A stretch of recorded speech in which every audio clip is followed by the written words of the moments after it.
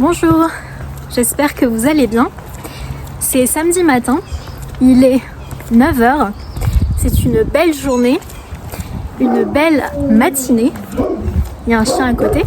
Et je vais à la poste, j'ai un colis à retourner, donc on y va.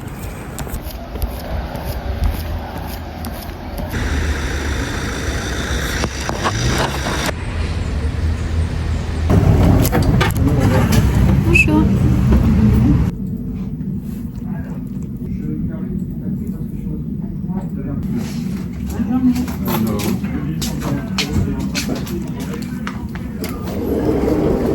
Bonjour. J'ai un colis à retourner s'il vous plaît. Oui, merci beaucoup. Est-ce que je pourrais aussi acheter 3 timbres pour l'international s'il vous plaît?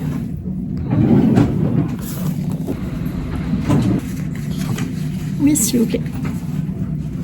Merci. 5,88 €. Oui, par carte s'il vous plaît. On va vérifier. Non, ça ira, merci.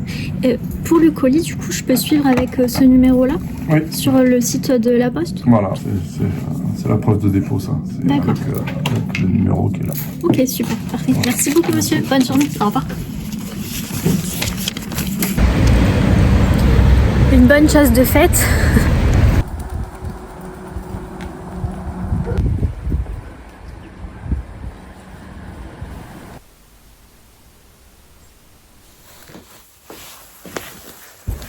Je viens de rentrer. Je vous ai dit un peu plus tôt qu'aujourd'hui c'est samedi, mais je vais quand même devoir travailler un petit peu cet après-midi, 1 ou 2 heures, parce que lundi matin j'ai une présentation à faire assez tôt et j'aimerais la préparer. Parce que les présentations orales c'est quelque chose qui a tendance à me stresser, donc si j'anticipe, je serai un peu plus à l'aise et ce sera plus fluide. Sinon, j'ai terminé le roman dont je vous ai parlé la dernière fois, La ville introuvable de Yu Hua. Et encore une fois, c'était une très très bonne lecture avec cet écrivain. On voit pas les pages défiler, on a envie de connaître la suite. Dans ce roman, on se retrouve en Chine au début du XXe siècle et on a le point de vue de 2 personnages, un homme et une femme. Il y a une histoire d'amour, mais pour moi c'est pas le principal. C'est là tout au long du roman comme un fil conducteur, une trame.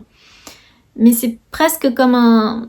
Enfin, pour moi, la façon dont je l'ai ressenti, c'est presque comme un prétexte pour nous faire vivre cette histoire, nous faire découvrir cette aventure. Et j'ai adoré me retrouver dans la campagne chinoise à cette époque, en apprendre un peu plus sur les coutumes, les traditions qui sont très différentes de celles que je connais. Donc c'était passionnant. Il y a quand même certains passages qui sont assez violents. Il y a des histoires de guerre, des histoires de bandits.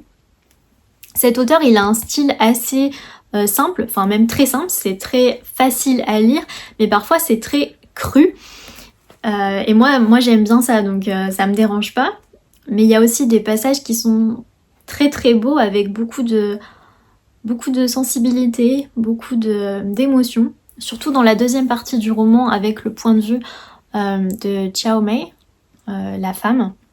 J'ai pas grand chose à dire de plus dessus à part que j'ai vraiment aimé et je suis ravie que Yu Hua soit un écrivain contemporain parce que ça veut dire qu'on va pouvoir continuer à lire ses livres et ça c'est quand même chouette. Bref.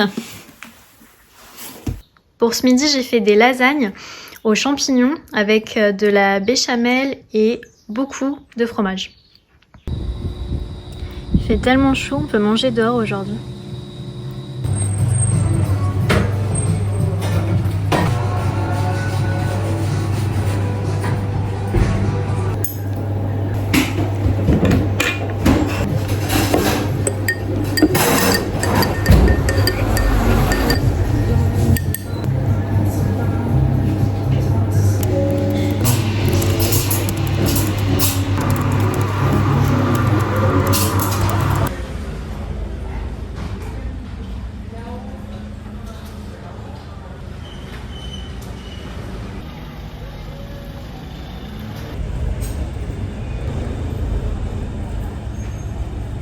Oui, voilà, c'est ça.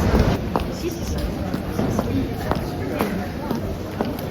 Ça peut être un tendu, tu vois. Elle est partie s'asseoir, mais ça va. Qu'est-ce qui t'arrive? Ah ouais. T'es enceinte, non? C'est là. Bonjour. Bonjour.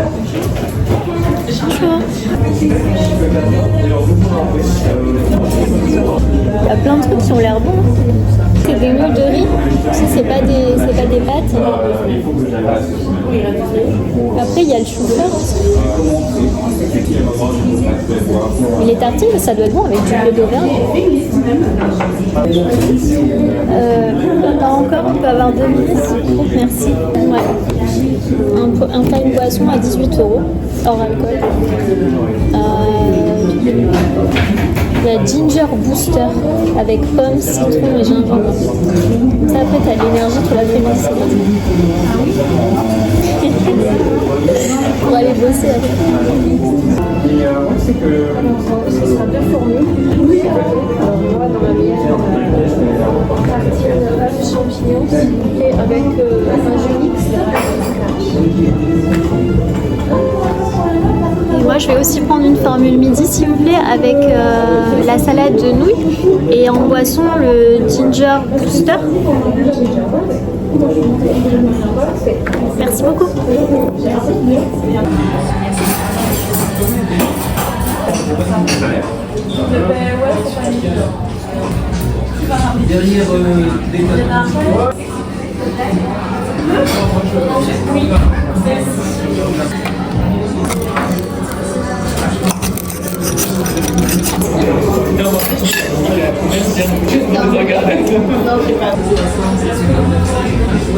Excusez-moi, est-ce que vous pouvez avoir 2 cafés, s'il vous plaît?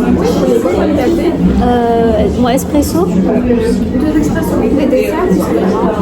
Moi, j'ai plus. Merci. C'est quel rôle?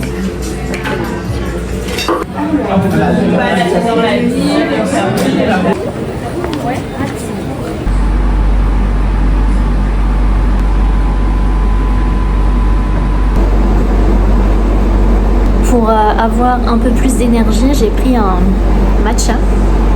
C'est assez rare que je prenne ça. Mais bon, comme je suis déjà à mon 3e café de la journée, je me suis dit qu'il fallait que je me calme un peu. Mais c'est bon.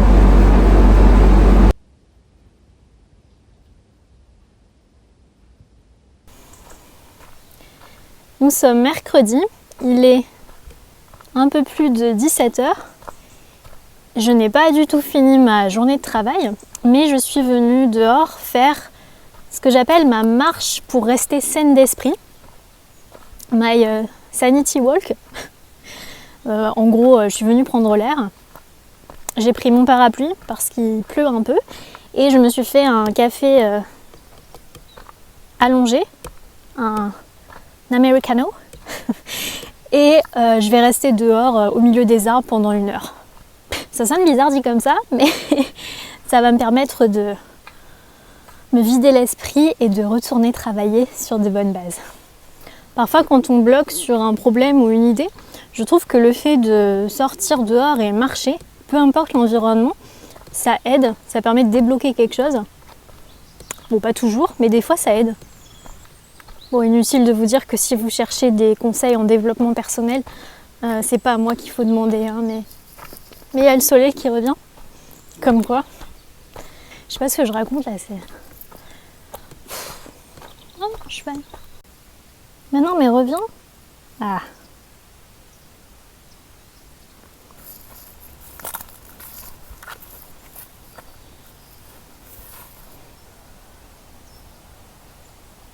Le soleil est revenu.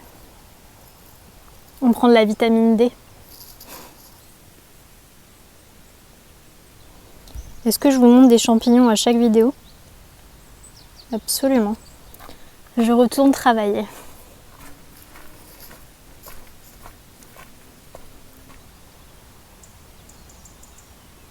D'ailleurs, ça n'a rien à voir, mais j'ai plusieurs d'entre vous qui m'ont conseillé de lire les livres de l'autrice coréenne qui a reçu le prix Nobel de littérature, Han Kang. Et j'ai lu 2 de ses livres. j'ai lu La végétarienne et Greek Lessons, leçon de grec, que j'avais beaucoup aimé. Surtout la végétarienne, c'était hyper dérangeant, hyper intéressant. Et le prix Nobel de littérature d'il y a 2 ans, 2 ou 3 ans, 2 ans je crois, c'était une Française, Annie Ernaux. Et si vous voulez commencer à lire des petits romans en français, ça peut être intéressant. Elle a certains de ses romans qui sont très courts, donc ça peut être une bonne porte d'entrée pour commencer à lire des bouquins en français. Bon allez, cette fois je retourne travailler.